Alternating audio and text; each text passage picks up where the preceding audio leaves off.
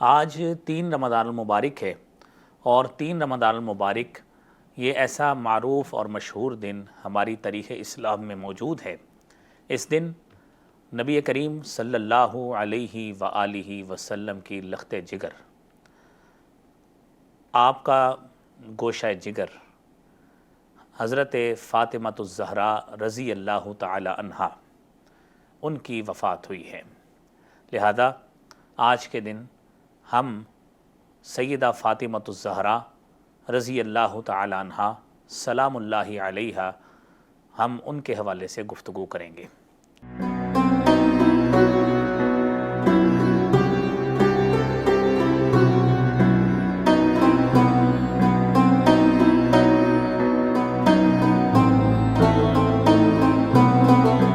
بسم اللہ والحمد للہ والصلاة والسلام علی رسول اللہ۔ محترم ناظرین کرام، رمضان المبارک کی ان بابرکت ساعات اور گھڑیوں میں آپ کے ساتھ مخاطب ہے آپ کا میزبان ڈاکٹر مسعود قاسم۔ محترم ناظرین، اس پروگرام کے تحت ہماری یہ خواہش ہوتی ہے کہ اپنے ناظرین تک وہ شرعی مسائل جو اس رمضان المبارک کے حوالے سے رمضان، روزہ اور ہمارے معاشرے سے متعلق ہیں وہ پیش کیے جائیں، اور اس کے ساتھ ساتھ اگر کوئی اہم دن آتا ہے اور تاریخ کے اعتبار سے جس کی بڑی اہمیت ہوتی ہے تو ہماری خواہش اور کوشش ہوتی ہے کہ اس حوالے سے بھی آپ کے سامنے تفصیل پیش کی جائے۔ آج 3 رمضان المبارک ہے اور 3 رمضان المبارک یہ ایسا معروف اور مشہور دن ہماری تاریخ اسلام میں موجود ہے۔ اس دن نبی کریم صلی اللہ علیہ وآلہ وسلم کی لخت جگر، آپ کا گوشہ جگر حضرت فاطمہ الزہرا رضی اللہ تعالی عنہا، ان کی وفات ہوئی ہے۔ لہذا آج کے دن ہم سیدہ فاطمہ الزہرا رضی اللہ تعالی عنہا سلام اللہ علیہا، ہم ان کے حوالے سے گفتگو کریں گے۔ سیدہ فاطمہ الزہرا رضی اللہ تعالی عنہا یہ نبی کریم صلی اللہ علیہ وآلہ وسلم کی 4 بیٹیوں میں سے سب سے چھوٹی بیٹی ہیں، اور آپ کی ولادت نبی کریم صلی اللہ علیہ وآلہ وسلم کے نبوت کے ملنے سے 6 ماہ قبل ہوئی ہے۔ تاریخی روایات میں کچھ اختلاف ہے، کوئی 6 مہینے بعد لکھتے ہیں، کوئی پہلے لکھتے ہیں۔ بہرحال ان کی ولادت ہوئی، اور آپ کی ولادت ام المومنین سیدہ خدیجۃ الکبریٰ رضی اللہ تعالی عنہا کے بطن سے ہوئی۔ گویا آپ سیدہ خدیجہ رضی اللہ تعالی عنہا کی بھی بیٹی ہیں۔ سیدہ خدیجہ رضی اللہ تعالی عنہا آپ نبی کریم صلی اللہ علیہ وآلہ وسلم کی سب سے پہلی بیوی ہیں، اور محترم ناظرین، میں آپ کے سامنے یہ عرض کیے چلتا ہوں کہ ام المومنین سیدہ خدیجہ کی 4 بیٹیاں تھیں۔ پہلی بیٹی سیدہ زینب تھیں، دوسری بیٹی سیدہ رقیہ تھیں، تیسری ام کلثوم تھی، اور چوتھی سیدہ فاطمہ الزہرا رضی اللہ تعالی عنہا تھیں۔ سیدہ فاطمہ الزہرا رضی اللہ تعالی عنہا یہ نبی کریم صلی اللہ علیہ وآلہ وسلم کے ساتھ ان کی بڑی گہری نسبت اس وجہ سے بھی تھی کہ آپ کی شادی آپ ہی کے کزن یعنی نبی کریم صلی اللہ علیہ وآلہ وسلم کے چچا زاد حضرت علی بن ابی طالب رضی اللہ تعالی عنہ سے ہوئی ہے۔ حضرت فاطمہ رضی اللہ تعالی عنہ کی ظاہری حیت، شکل و صورت، شباہت، حلیہ وہ نبی کریم صلی اللہ علیہ وآلہ وسلم کے مشابہ تھا، اور اس مشابہت کی وجہ سے، اس تشبیہ کی وجہ سے لوگ نبی کریم صلی اللہ علیہ وآلہ وسلم کے ساتھ ان کی مناسبت اس وجہ سے بھی محبت کے ساتھ کیا کرتے تھے کہ سیدہ فاطمہ نبی کریم صلی اللہ علیہ وسلم کے مشابہ ہیں۔ محترم ناظرین، اس بات سے ہم نے یہ بات ضرور اخذ کرنی ہے کہ ہم نے شان بیان کرنی ہے، فضیلت بیان کرنی ہے حضرت فاطمہ الزہرا رضی اللہ تعالی عنہا کی، جو جگر گوشہ رسول ہیں اور حضرت بطول ہیں، اور آپ کو بطول بھی کہا جاتا ہے اور آپ کو زہرا بھی کہا جاتا ہے۔ یہ دونوں القابات معروف ہیں۔ بطول کا مطلب ہے کٹ آف ہونا۔ آپ چونکہ اپنے زہد کی وجہ سے، ورع کی وجہ سے، پرہیزگاری کی وجہ سے، للہیت، خشیت کی وجہ سے عبادات میں مشغولیت کی وجہ سے اور دنیا سے بے اعتنائی کی وجہ سے آپ اتنی اللہ کی عبادت کے ساتھ مشغول ہوتی کہ اسی مناسبت سے ہی آپ کو بطول کہا جاتا ہے۔ اور نبی کریم صلی اللہ علیہ وآلہ وسلم کے ساتھ آپ کا جو تعلق تھا، آپ ان کے ساتھ اتنی محبت کرتے تھے کہ گویا جس طرح آپ نے آپ کے بیٹوں حسن و حسین کو آپ نے کہا تھا ہما ریحانتا یا فی الدنیا، یہ دونوں میرے پھول ہیں دنیا میں، اور اسی مناسبت سے ہی آپ دیکھیے کہ یہ پھول ہیں اور ان کی ماں وہ کلی ہے جو فاطمۃ الزہرا، زہرا کے لقب سے معروف ہیں۔ سیدہ فاطمۃ الزہرا کے لیے یہ ایک بہت بڑا اعزاز ہے کہ آپ حضرت رسول اللہ صلی اللہ علیہ وآلہ وسلم کی صاحبزادی ہیں۔ آپ فاتح خیبر چوتھے خلیفہ راشد حضرت علی رضی اللہ تعالی عنہ کی زوجہ مطہرہ ہیں، اور آپ کے لیے یہ بھی اعزاز ہے کہ آپ نبی کریم صلی اللہ علیہ وسلم کی ایک لاڈلی بیٹی تھیں، اور نبی کریم صلی اللہ علیہ وسلم کا ان کے ساتھ محبت کا رشتہ تھا۔ اور آپ کی فضیلت اور شان دیکھیے، نبی کریم صلی اللہ علیہ وآلہ وسلم کے پاس ایک مرتبہ فرشتہ آتا ہے اور آ کے کہتا ہے کہ ان ھذا ملک لم ینزل قط، کہ آج وہ فرشتہ آیا ہے جو اس سے قبل کبھی نہیں آیا، اور وہ یہ پیغام لے کے آیا ہے کہ وہ اللہ رب العالمین کا آپ کو سلام پہنچائے، اور ساتھ یہ خوشخبری دے کہ ان فاطمۃ سیدۃ نساء اہل الجنہ، کہ سیدہ فاطمۃ الزہرا جنت میں عورتوں کی سردار ہے، وان الحسن والحسین سیدہ شباب اہل الجنہ، اور حسن و حسین دونوں جنت میں نوجوانوں کے سردار ہیں۔ یہ خوشخبری یہ وہ فرشتہ لے کے آیا جو کتب احادیث میں موجود ہیں۔ نبی کریم صلی اللہ علیہ وآلہ وسلم کی یہ بیٹی، ان کو نبی صلی اللہ علیہ وسلم سے اتنا پیار اور سچی محبت، اور حقیقی بات ہے اس انس کا اظہار انہوں نے اپنی عملی زندگی میں بھی کیا ہے۔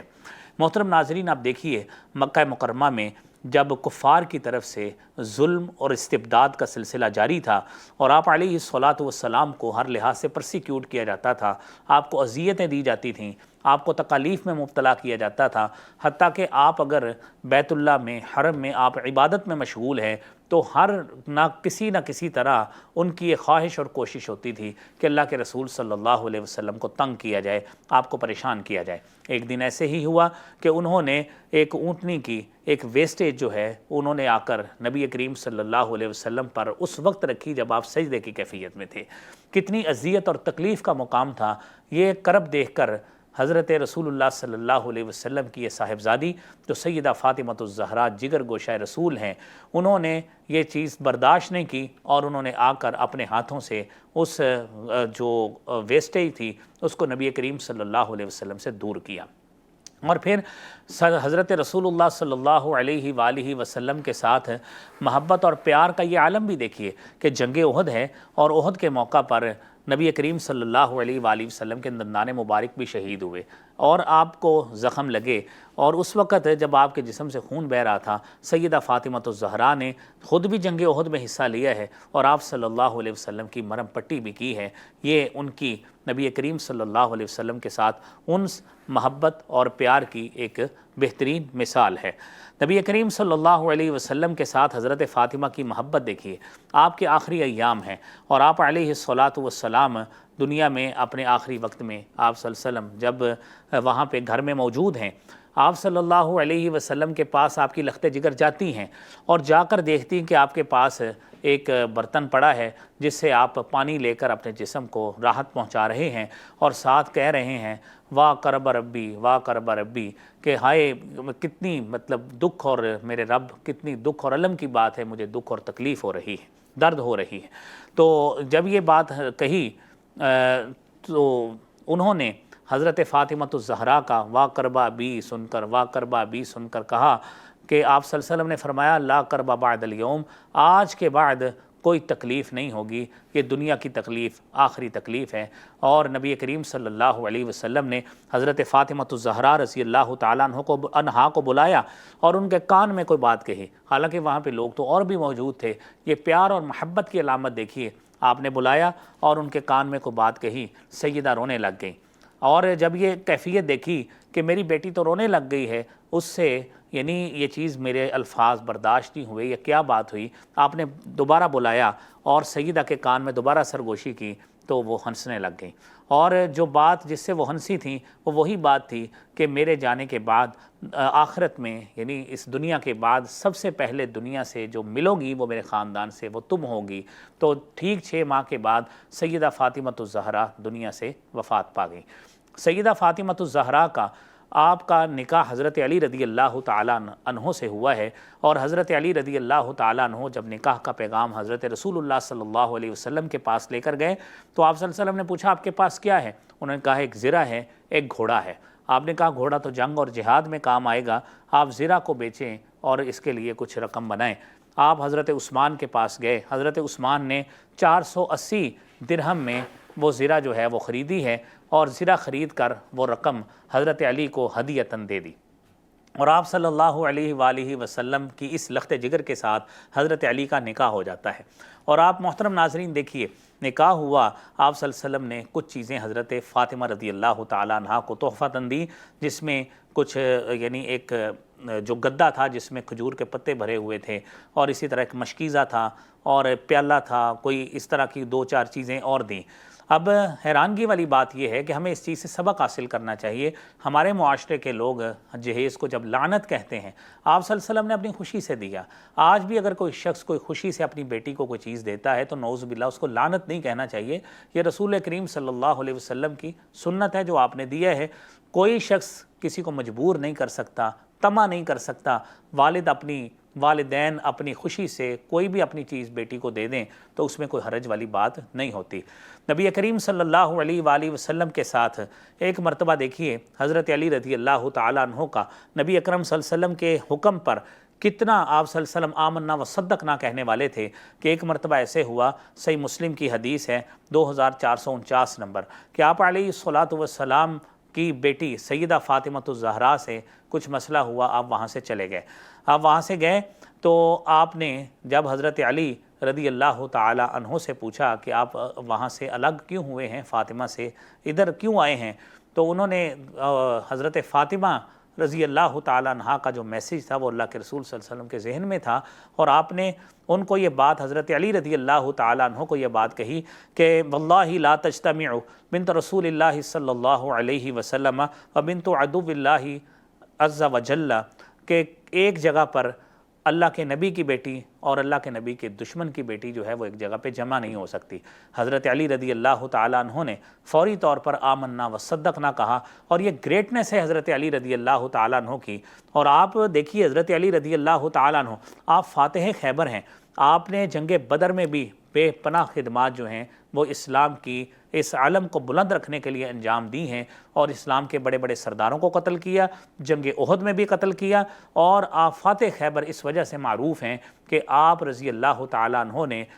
قلعہ خیبر جو ہے وہ فتح کیا ہے، جو اس وقت جو ہے وہ ایک بہت بڑا ٹاسک تھا جو اللہ کے رسول صلی اللہ علیہ وسلم کی خواہش پر آپ رضی اللہ تعالیٰ عنہ نے وہ کام کیا۔ تو یہ ساری جو گریٹنس ہے یہ حضرت فاطمۃ الزہرا اور حضرت علی رضی اللہ تعالیٰ عنہ،